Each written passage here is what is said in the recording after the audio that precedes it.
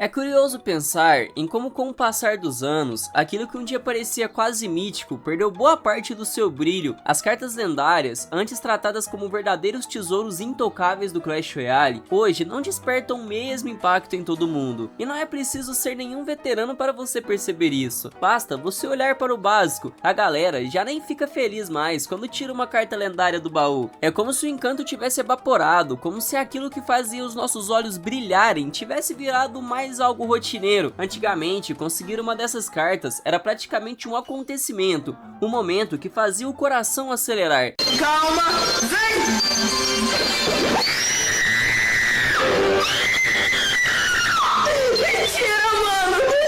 Eu lembro até hoje, quando eu ganhei o Lenhador como a minha primeira carta lendária. Cara, que felicidade. Hoje, com tanta facilidade, tanta forma de obter as mesmas cartas, muita gente começou a sentir que o Clash Royale não tem mais aquele algo a mais que fazia tudo parecer extraordinário. Pra quem jogava em 2016, é impossível esquecer a sensação de abrir um baú de madeira e encontrar sua primeira lendária. Era um choque, uma alegria quase infantil, uma emoção que dava vontade de levantar da cadeira, gritar, comemorar. Naquela época, a ideia por trás dessas cartas era simples e maravilhosa. Elas deveriam ser raras de verdade, algo difícil de ver, difícil de conseguir, difícil de melhorar, e justamente por isso muito valioso. E aí que surge a pergunta que dói bastante: o que mudou ao longo desse caminho? Como que um símbolo de exclusividade foi se tornando algo tão comum? Quando a gente olha para a história do Clash Royale, dá para entender como esse processo aconteceu. As lendárias nem existiam no começo do jogo, elas só aparecem oficialmente pouco antes do seu lançamento global,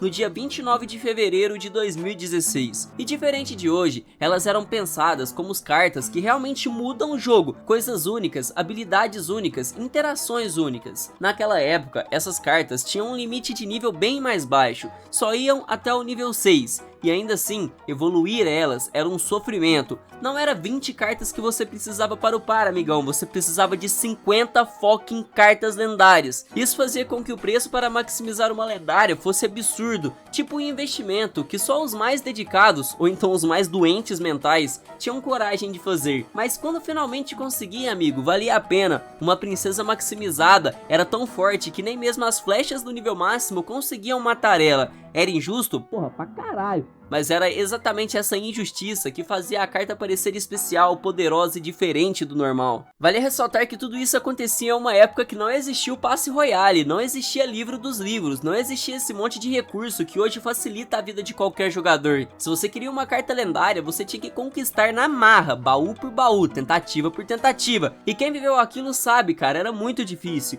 Em 2016, praticamente não havia formas alternativas de conseguir essas cartas. Não tinha baú do relâmpago, baú da coroa remodelado, eventos com escolhas, porra nenhuma. A única esperança real era o famigerado baú super mágico, que meu amigo só aparecia no ciclo a cada 500 fucking baús. Isso significava meses jogando para ter apenas uma única chance, ainda assim podia não te dar nada. Muita coisa mudava, quantas cartas tinham no baú, a arena que você estava, quantas lendárias existiam no jogo. Tudo isso moldava o quão rara era uma carta lendária. Na época do seu lançamento global, a probabilidade de conseguir uma carta lendária era cerca de 12,8% no baú super mágico, e isso estando na arena mais alta.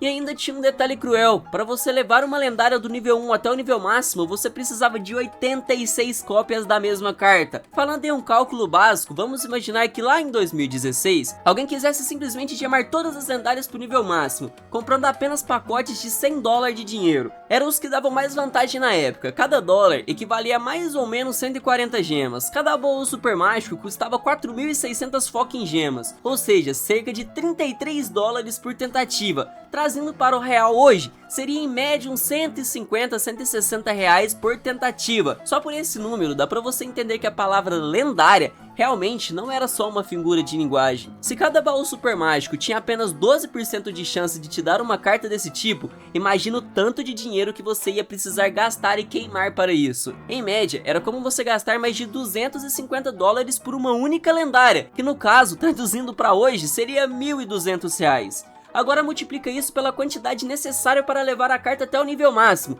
chegava perto de 20, 23 mil dólares, traduzindo pro Brasil uns 100 fucking mil reais. Irmão, é praticamente um carro do ano. Uma quantia tão surreal que parecia até piada, e tudo isso sem contar que você ainda tinha que rezar para sair a lendária que você queria, porque naquela época, a Princesa e o Mago de Gelo eram praticamente os reis do meta, mas quase ninguém conseguia subir essas cartas. A verdade é que a não ser que você fosse milionário, ou então fosse um retardado louco da cabeça, a única forma verdadeira de conseguir lendárias era confiar no acaso. Lembrar dessa época é entender também tudo que faltava no jogo. Não tinha missão diária, não tinha baú do clã, não tinha guerra de clã, nada disso. O jogo era muito mais cru, mais seco, e isso aumentava ainda mais a sensação de conquista quando finalmente uma lendária aparecia. Só que o tempo passou e as coisas começaram a mudar. Quanto mais lendárias foram adicionadas no jogo, maior ficava a chance de você tirar alguma em qualquer baú que abrisse. De março a dezembro de 2016, a gente passou de 2 lendárias para 9 lendárias, enquanto o número de cartas comuns praticamente não mudou. Até o número de arenas aumentou de 7 para 10, e esse simples detalhe empurrou a chance de uma lendária aparecer de um baú super mágico de 12 para incríveis 57%. Era como se o jogo, aos poucos, começasse a abrir novos caminhos. No final daquele ano, surgiu mais uma mudança importante, os grandes desafios.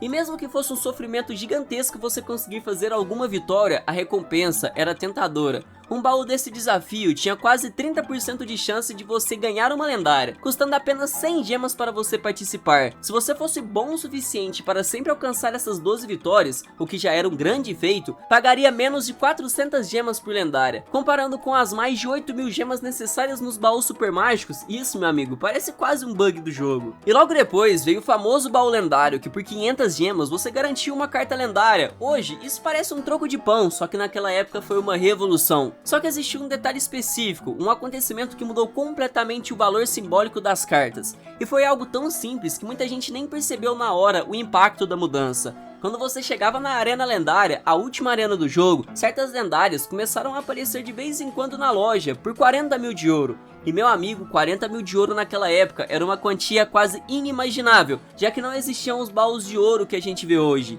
E ainda tinha outro detalhe curioso, a loja funcionava de forma diferente, você poderia comprar 3 lendárias seguidas, mas o preço ia subir de um jeito absurdo. Não era 120 mil pelas 3, eram 240 mil, porque o valor dobrava a cada compra, e esse sistema, sem perceber, destruiu uma das partes mais emocionantes do jogo, a surpresa. Antes você abria um baú sem saber o que vinha, agora você podia simplesmente comprar a carta que queria. E com o tempo, aquela surpresa que fazia o jogador se sentir quase escolhido pelos deuses, aquele momento mágico que uma lendária aparecia do nada, desapareceu. E o ano de 2017 veio para piorar as coisas. Aquele ano trouxe mais lendárias, mais arenas, e de repente a gente tinha 12 lendárias espalhadas pelas 12 arenas disponíveis. A chance de tirar uma lendária nos baús super mágico continuava subindo, mas não adiantou muita coisa. Esses baús acabariam sendo aposentados, deixados no passado como parte de uma era que estava desaparecendo. E aí surge um novo tipo de baú, o baú do relendário, mais barato, 2.500 gemas ao invés de 4.600,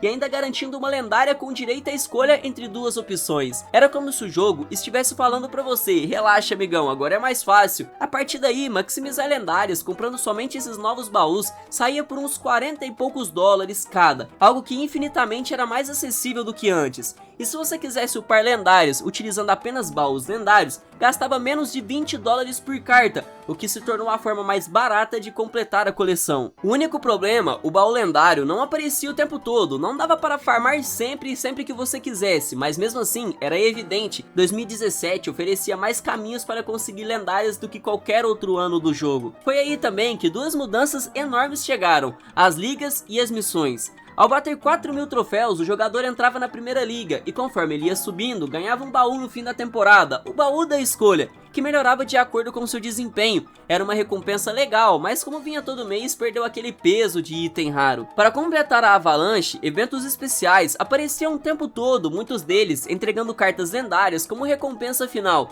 Era tanta chance, tanto caminho, tanta coisa acontecendo, que a tal raridade lendária já não soava tão lendária assim. E o golpe final não veio só de frequência, veio das próprias cartas, porque em 2017 3 lendárias foram lançadas: a Bandida, a Bruxa Sombria e o Mega Mega Cavaleiro, e muita gente começou a questionar se elas realmente carregavam aquele espírito de unicidade que definia as cartas lendárias do começo do jogo. A bandida trazia uma mecânica inovadora com seu dash, o Mega Cavaleiro tinha aquele pulo destruidor que virou meme mundial, mas a Bruxa Sombria, ela era mais do mesmo. Invocava morcegos como uma bruxa normal invocava os esqueletos, só que em versões diferentes. Em 2018 isso só piorou, chegou um sistema que mudou completamente o ritmo do progresso do jogo, as fichas de troca. Elas não criavam lendárias novas, mas permitiam algo que quebrou de vez o sentido da raridade. E o pior é que essas fichas eram fáceis de conseguir, desafios, guerras de clã, torneio global, tudo jogava fichas no seu colo. Ao longo dos anos, algo muito curioso aconteceu dentro do jogo, aquela emoção quase infantil de conseguir uma carta lendária,